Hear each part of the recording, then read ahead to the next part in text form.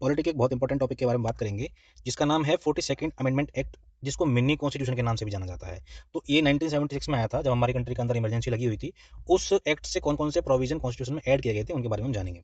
सबसे पहले 3 word add किए गए थे, सोशलिस्ट, सेक्युलर, इंटीग्रिटी। इसके ऊपर यूपीएससी में क्वेश्चन भी पूछा हुआ है कि जब हमारे को कॉन्स्टिट्यूशन जब हमारा बना था, तो उस टाइम पे कौन-कौन से वर्ड थे? तो उस टाइम पे ये नहीं थे, सोशलिस्ट, सेक्युलर, इंटीग्रिटी।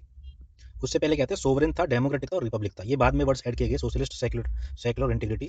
इसमें क्या हुआ कि फंडामेंटल ड्यूटीज को बनाया गया आर्टिकल 51 के तहत, जो हम 11 ड्यूटीज देखते हैं, पहले 10 थी। फिर 86 अमेंडमेंट एक्ट से जो एजुकेशन वाली थी, उसको फिर ऐड किया गया 11वीं फंडामेंटल ड्यूटी को। तो यहाँ पर 10 फंडामेंटल ड्यूटीज को ऐड किया गया था। शिफ्ट किया गया था education, forest, wildlife, weight और मेजर्स, ये 5 टॉपिक थे, इनको स्टेट लिस्ट से कंकरेंट लिस्ट के अंदर ट्रांसफर किया गया था। ठीक है। और जुडिशरी की जो पावर थी रिव्यूइंग करने में कॉन्स्टिट्यूशनल अमेंडमेंट्स को, उसको कुछ हद तक कम किया गया था। कुछ केसेस में डीपीएसपी जो डायरेक्टिव प्रिंसिपल्स थे स्टेट पॉलिसी के, उनको फंडामेंटल राइट से ऊपर रखा गया था। और जो यहाँ पर बहुत इंपॉर्टेंट टर्म आती है कि भाई लोकसभा की जो टर्म थी, उसको एक्सटेंड किया गया था 5 से साल से लेकर 6 साल के लिए, जो कि बाद में इसको रिवर्स कर दिया गया था 44th अमेंडमेंट एक्ट से, फिर से इसको 5 साल कर दिया गया था। यहाँ पर जो प्रेसिडेंट थे, उनको एम्पावर किया गया था कि आप सिर्फ काउंसिल ऑफ मिनिस्टर्स की एक्ट और एडवाइस पर काम करेंगे, एडवाइस पे एक्ट करेंगे। ठीक है।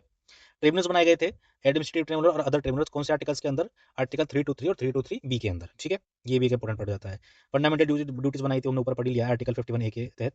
फिर उसमें क्या होता है कि कोई भी जो कॉन्स्टिट्यूशनल अमेंडमेंट का कोई भी प्रोविजन है, उसको किसी भी क्वेश्चन कोर्ट के अंदर क्वेश्चन नहीं किया जाएगा। ये प्रोविजन बाद में इसको स्ट्रक डाउन कर दिया गया था, लेकिन यहाँ पर इसको ऐड किया गया था कि भाई इनको जुडिशियल रिव्यू से परे रखा जाए, इसको कॉन्स्टिट्यूशनल अमेंडमेंट्स को। सेंट्रल गवर्नमेंट का जो रोल था, उसको स्टेट के कंपैरिजन में थोड़ा स्ट्रेंथन किया गया था, क्योंकि आप समझ सकते हैं कि उस टाइम पे इमरजेंसी लगी हुई थी, और जो सेंटर थी उसके हाथ में ज़्यादा पावर दी गई थी उस टाइम पे। तो वो ऑब्वियस सी बात है कि अपने हाथ में पावर ज़्यादा रख रही थी सेंट्रल गवर्नमेंट। यहाँ पर आर्टिकल ये मैं भी पढ़ाऊंगा डीपीएसपी में, कि फ्री लीगल एड यहाँ पर प्रोवाइड किया गया था।